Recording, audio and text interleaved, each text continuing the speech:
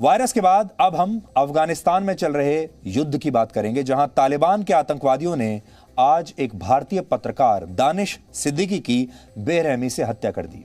दानिश सिद्दीकी एक photo journalist थे और वर्ष 2010 से वो अंतर्राष्ट्रीय न्यूज एजेंसी रॉयटर्स के लिए काम कर रहे थे। पिछले दिनों जब पश्चिमी मीडिया के अखबारों में भारत में कोरोना मरीजों की जलती लाशों की तस्वीरें प्रकाशित हुई थी, तब उनमें से बहुत सारी तस्वीरें दानिश सिद्दीकी ने खींची थी। इसलिए आज भारत में उन्हें कई लोगों ने सोशल मीडिया पर ट्रोल भी किया और एक वर्ग ने उनकी हत्या पर खुशी भी मनाई, जिसका हम पुरजोर विरोध करते हैं और हमें लगता है कि ऐसा करना बिल्कुल भी सही नहीं है। दानिश सिद्दीकी एक पत्रकार के तौर पर सिर्फ अपना फर्ज निभा रहे थे, अपना काम कर रहे थे और अपना कर्तव्य निभाते हुए उन्होंने जान गंवा दी।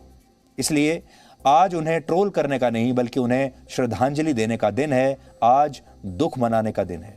दानिश सिद्दीकी की विचारधारा कुछ भी रही हो, उन्होंने तस्वीरें कैसी भी खींची हों, लेकिन दानिश सिद्दीकी हमारे सहयोगी हैं और हमारे प्रोफेशन से हमारे साथ हैं। इसलिए हमें दानिश सिद्दीकी के इस तरह जाने का बहुत दुख है। और जैसा मैंने कहा, विचारधारा अलग अलग हो सकती है, सबको अपनी विचारधारा रखने का अधिकार है। हम अपनी विचारधारा चैनल के जरिए रखते हैं, अपने शो के जरिए रखते हैं, वीडियो के जरिए रखते हैं। दानिश अपनी विचारधारा शायद अपनी तस्वीरों के जरिए रखते थे, लेकिन उन्हें पूरा अधिकार था वो जो चाहे कहने का और लोगों तक अपनी बात पहुंचाने का। फिर ये लोगों के ऊपर छोड़ देना चाहिए कि वो किसकी विचारधारा को सही समझते हैं, किससे गलत। इसलिए दानिश सिद्दीकी की हत्या का पुरजोर विरोध होना ही चाहिए। और दानिश जो थे वो अफगानिस्तान में एक भारतीय की हैसियत से वहां पर गए थे, तो आप ये मानकर चलिए कि आज एक भारतीय पत्रकार की हत्या हुई है। दानिश सिद्दीकी पिछले एक हफ्ते से अफगानिस्तान में चल रहे संघर्ष की मीडिया कवरेज कर रहे थे और उनके साथ वहां के एक सुरक्षा बल की टुकड़ी भी थी।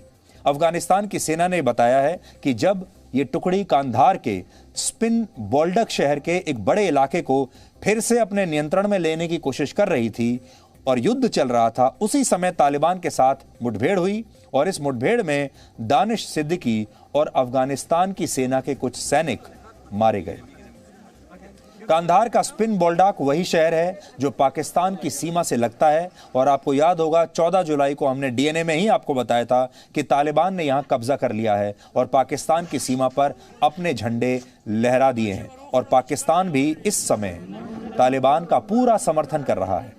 अफगानिस्तान पहुंचने के बाद से ही दानिश सिद्दीकी अपने ट्विटर हैंडल पर काफी सक्रिय थे और उन्होंने 13 जुलाई को उन पर हुए तालिबान के एक और हमले का वीडियो भी शेयर किया था। तब उन्होंने बताया था कि वो इस हमले में बाल बाल बच गए हैं, लेकिन इसके 3 दिन बाद आज उनकी किस्मत ने साथ नहीं दिया। 3 दिन के बाद एक और हमला हुआ और तालिबान ने उनकी हत्या कर दी। स्लो।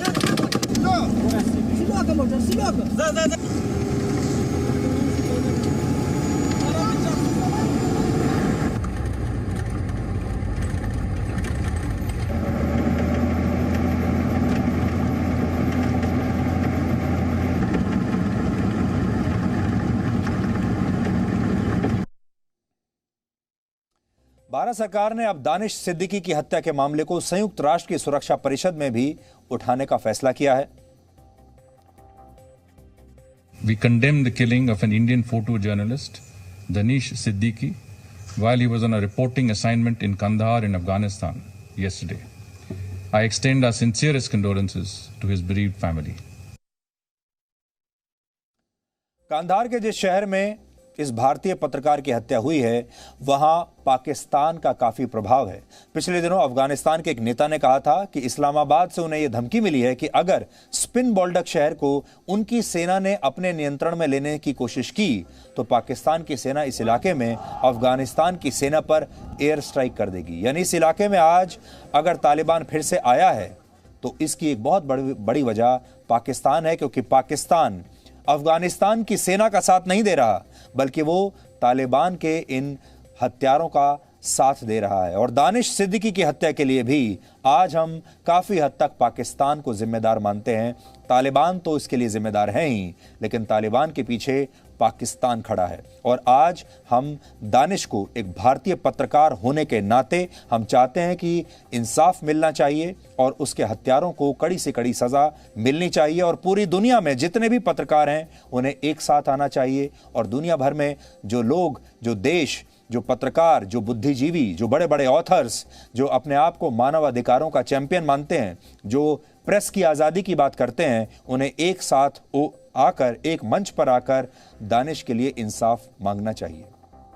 आज अफगानिस्तान के राष्ट्रपति अशरफ गनी ने भी दानिश सिद्दीकी की हत्या पर दुख जताया है, और उन्होंने कहा है कि पाकिस्तान की तरफ से 10,000 जिहादी लड़ाके अफगानिस्तान में घुस चुके हैं, जो किसी भी कीमत पर काबुल को अपने नियंत्रण में लेना चाहते हैं। काबुल अफगानिस्तान की राजधानी है, और अगर काबुल भी अफगानिस्तान की सरकार के हाथ से, उनकी सेना के हाथ से निकल गया तो पूरा के पूरे अफगानिस्तान पर तालिबान का कब्जा हो जाएगा, आतंकवादियों का कब्जा हो जाएगा। आप कह सकते हैं इस समय अफगानिस्तान, तालिबान और पाकिस्तान दोनों से एक साथ लड़ रहा है, और ये भारत के लिए अच्छी खबर नहीं है, क्योंकि ये सब कुछ जो हो रहा है भारत से मुश्किल से 400-500 किलोमीटर की दूरी पर हो रहा है। पत्रकारिता की दुनिया में दानिश सिद्दीकी का करियर 12 साल लंबा है, और वर्ष 2018 में उन्हें पुलित्जर पुरस्कार भी दिया गया था, जो उन्हें म्यांमार के रोहिंग्या संकट की कवरेज के लिए मिला था। इसके अलावा दानिश सिद्दीकी ने दिल्ली में पिछले साल हुए दंगों की भी कवरेज की थी। इसलिए हमारे देश में हो सकता है बहुत सारे लोग आज दानिश की मौत पर जश्न भी मना रहे हैं, और आज हमने देखा कि सोशल मीडिया पर ट्रोलिंग की जा रही थी, सिर्फ इसलिए क्योंकि बहुत सारे लोग शायद उनकी विचारधारा और जो तस्वीरें वो खींच रहे थे उससे वो सहमत नहीं है। लेकिन ये गलत बात है, हम इसका विरोध करते हैं। और दानिश आज अपना फर्ज निभाते हुए कि एक युद्ध के मैदान में शहीद हुए हैं, और वो किस तरह की चुनौतियों का सामना कर रहे थे, कम से कम मैं उसे बहुत अच्छी तरह से समझ सकता हूं, क्योंकि 2016 में लगभग ऐसे ही हालात में मैं खुद सीरिया गया था, और सीरिया में जिस तरह की लड़ाई उस समय चल रही थी वो लगभग ऐसी ही थी जैसी अफगानिस्तान में इस समय चल रही है। किसी भी समय कोई भी गोली आपको कहीं से भी लग सकती है, और वहां जाने के लिए आपको बहुत चुनौतियों का सामना करना पड़ता है। आज ये खबर इस बात का भी संकेत है कि अफगानिस्तान में अशरफ गनी सरकार का शासन अब लड़खड़ाने लगा है, और तालिबान 2001 के बाद फिर से वापसी कर रहा है। लेकिन बड़ी बात यह है कि पश्चिमी देश ये सब कुछ होते हुए चुपचाप देख रहे हैं, और नेटो यानी नॉर्थ अटलांटिक ट्रीटी ऑर्गेनाइजेशन के 30 देशों ने भी अब अमेरिका के बाद अपनी अपनी सेनाओं को अफगानिस्तान से निकालना शुरू कर दिया है। इनमें से 27 देश तो अकेले यूरोप के ही हैं। नेटो में अफगानिस्तान के लगभग 7,500 सैनिक थे। नेटो के 7,500 सैनिक अफगानिस्तान में थे।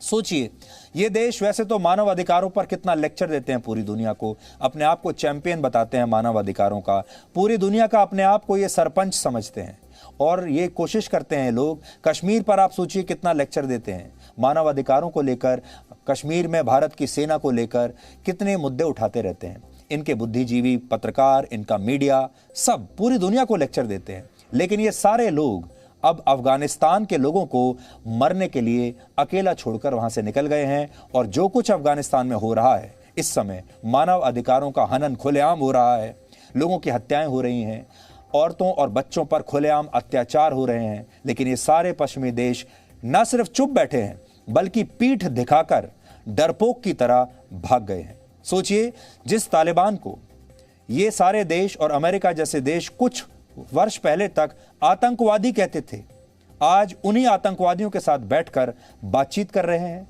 उन्हीं आतंकवादियों के साथ बैठकर शांति की संधियां कर रहे हैं, हस्ताक्षर कर रहे हैं उनके साथ अलग अलग कॉन्ट्रैक्ट्स पर, और वहां से चुपचाप रातों रात एक डरपोक देश और सेना की तरह वहां से निकल गए। सबसे बड़ी बात आज आप सबको जो समझनी चाहिए वो ये कि अमेरिका भले ही अपने आप को सुपर पावर कहता हो, भले ही कहता हो कि उसके पास सबसे शक्तिशाली सेना है, लेकिन अमेरिका की सेना जबरदस्त तरीके से अफगानिस्तान में हारी है, क्योंकि अमेरिका जैसी शक्तिशाली सेना इतने पैसे के बावजूद, इतने बड़े बड़े हथियारों, आधुनिक हथियारों के बावजूद अगर तालिबान को हरा नहीं पाए, अगर तालिबान के कब्जे को वहां से पूरी तरह हटा नहीं पाए तो ये अमेरिका की सेना की बहुत बड़ी हार है और ये तालिबान जैसे आतंकवादियों की बहुत बड़ी जीत है। इसलिए अमेरिका के लिए आज ये बहुत लज्जा का दिन है, शर्मिंदा होने का दिन है और पूरी दुनिया के सामने अमेरिका और अमेरिका की सेना एक्सपोज हो चुके हैं। अमेरिका की सेना कितनी कमजोर है ये आज पूरी दुनिया ने देख लिया। आपको भी समझना चाहिए कि तालिबान के जो मुट्ठी भर लड़ाके हैं उन्होंने 20 साल तक अमेरिका की सेना के सामने मुकाबला किया। अमेरिका के 2500 सैनिकों को इस दौरान मार डाला। अमेरिका ने 1.5 लाख करोड़ रुपए खर्चा भी किया, लेकिन फिर भी अफगानिस्तान को वो तालिबान से आजाद नहीं करा पाया। कितनी बड़ी हार है अमेरिका की। इसलिए अफगानिस्तान पर नजर रखने के साथ साथ आपको यह भी देखना चाहिए कि अमेरिका कितना डरपोक देश है, उसकी सेना कितनी डरपोक है और कितनी कमजोर है। अपने नए फरमान में तालिबान ने 15 साल से ऊपर की लड़कियों और 45 साल से कम उम्र की विधवा महिलाओं की एक लिस्ट बनानी शुरू कर दी है ताकि इन्हें तालिबान के आतंकवादियों को सौंपा जा सके और वो शादी के नाम पर इन महिलाओं पर अत्याचार कर सकें, उत्पीड़न कर सकें इनके लिए। और सोचिए ये सब अफगानिस्तान में इसलिए हो रहा है क्योंकि खुद को लोकतंत्र का चैंपियन बताने वाला अमेरिका और नेटो के देश वहां से अपनी अपनी सेनाओं को वापस बुला चुके हैं। इसलिए आज इस खबर को आप एक आईना समझिए क्योंकि इस आईने में आपको इन पश्चिमी देशों का असली चरित्र साफ साफ नजर आएगा। सोचिए उन छोटी छोटी लड़कियों के बारे में, बच्चियों के बारे में, उन महिलाओं के बारे में, उन विधवाओं के बारे में जिनकी लिस्ट तालिबान बना चुका है और अब उन सारी महिलाओं और बच्चों पर तालिबान के आतंकवादी जो हैं ये अत्याचार करेंगे और पूरी दुनिया चुपचाप इस अत्याचार को होते हुए देखती रहेगी। Presenting B News app, available on Google Play and App Store. Download it now.